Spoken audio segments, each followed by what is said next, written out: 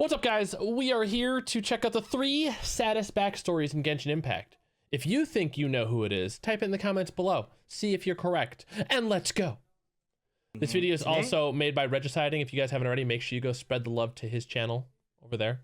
Man's making some great content, and I appreciate this video. Thank you, good sir. I'll be going over the 3 saddest backstories in Genshin Impact. Now, we all know that Genshin is filled with sad backstories, but I wanted to dive deeper into 3 in particular. First story revolves around Kaya and Diluc. Let's start with a young Kaya. One afternoon near the end of summer over a decade ago, Kaya and his father passed by the Dawn Winery. There was a storm that night and Kaya's father had left him. Diluc's father, Master Krapus, found him and asked him what he was doing there. My father told me he would go get some grape juice for the road, but he never came back. Master Krapus decided to take him in. He's gotta go get grape juice, he never came back. Diluc's brotherly relationship. But the thing was, what Kaya said about his father was a lie. This is your chance. You are our last hope. Kaya's father squeezed his son's lean shoulders as he spoke, seemingly looking right. I'm getting chills just from seeing that. Far beyond. Wow. On the other side of the horizon sat their distant homeland of Conria. Kaya would never forget the look of both hope and hatred in his father's eyes as he uttered those words. Fast forward a few years and we see Diluc becoming a Knight of Favonius. He had gotten his vision and his father wanted to celebrate Diluc's coming of age. On their way back home, we find out that his father also wanted to become a knight back in the day, but it didn't quite work out. Really? Really? A few moments later, they were attacked by Ursa the Drake. In order to protect his son, Krapus used a delusion, a powerful object similar to a vision created by the Fatui. Krapus was able to defeat Ursa, but became severely wounded by his delusion. Kaya had just arrived to help Diluc and Krapus, but was just barely late to the scene. Kaya witnessed Krapus pass away in Diluc's arms.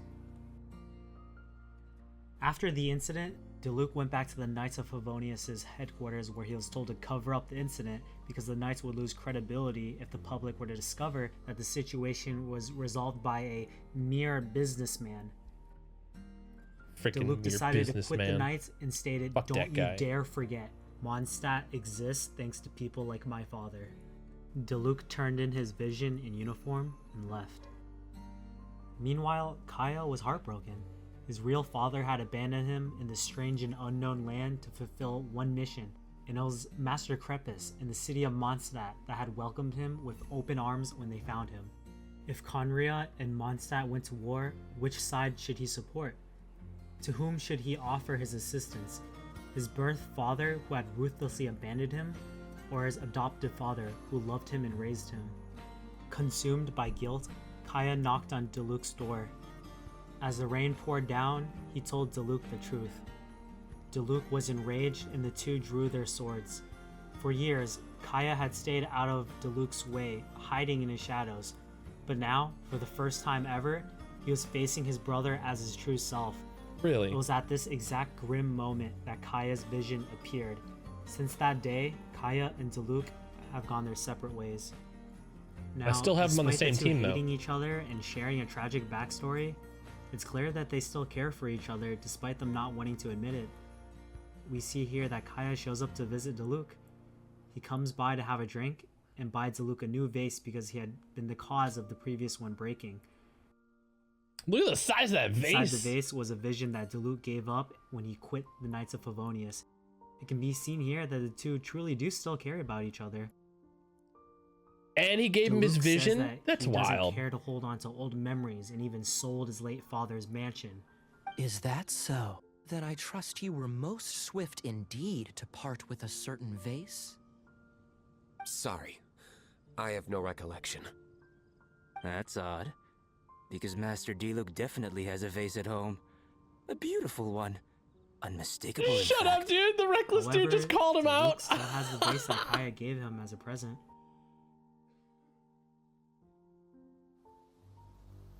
That's wild. What?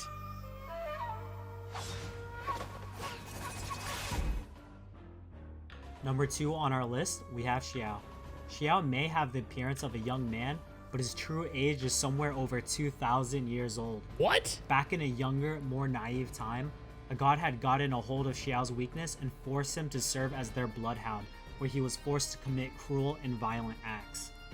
Many died at Xiao's hands, and many had their hopes crushed. He was even forced to devour his victims' dreams. As much as it pained him to do so, he was helpless to resist. What? Finally, on the battlefield of the Archon War, the Geo Archon had a fateful encounter with the Yaksha's master. Rex Lapis liberated the Yaksha and gave him the name Xiao. In order to quell the lingering hatred of fallen gods from the Archon War, which caused plagues, curses, and miasmas all over Liyue, Morax called upon all 5 Yakshas to help wage a never-ending war against the monsters and the manifestations of the hatred of the fallen gods.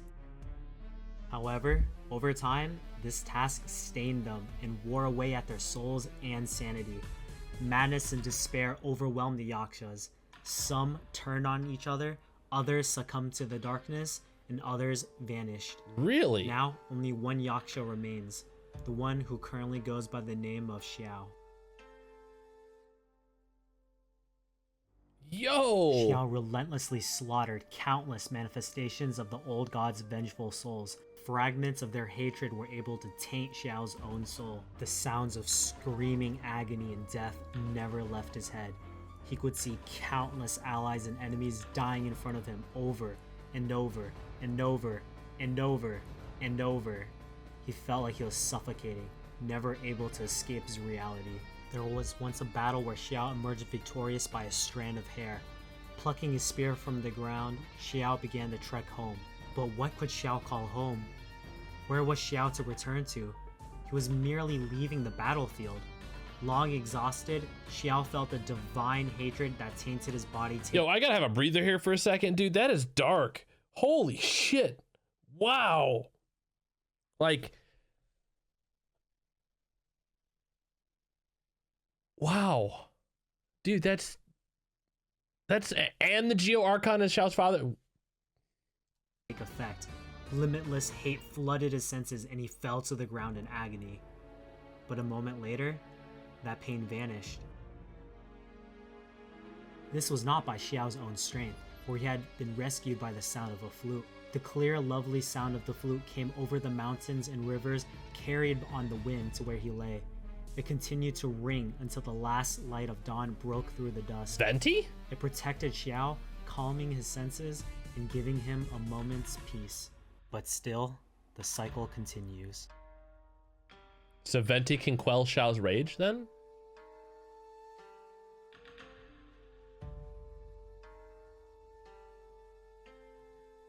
Now, the final person on our list is Zhongli, or Morax.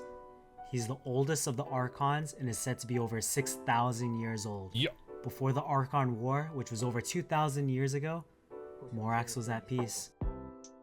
Morax presided over the Guili Plains with Guizhong, the goddess of dust. She was kind-hearted, but not particularly powerful. She sympathized with humans and showed great compassion towards them. Lacking in strength, like I knew Zhongli was that old, but like I knew he was old, but like 6,000? They became allies and best friends, creating a combination of his brawn and her brain. One day, Morax was taking a stroll in the Dihua marsh.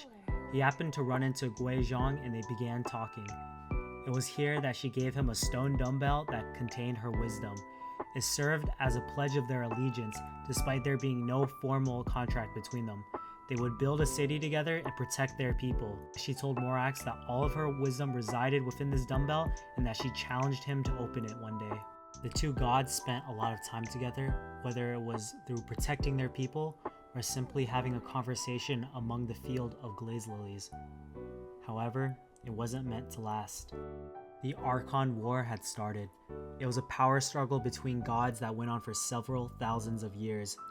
Enemy gods and monsters marched towards the Guili Plains, but Guizhong refused to abandon her people.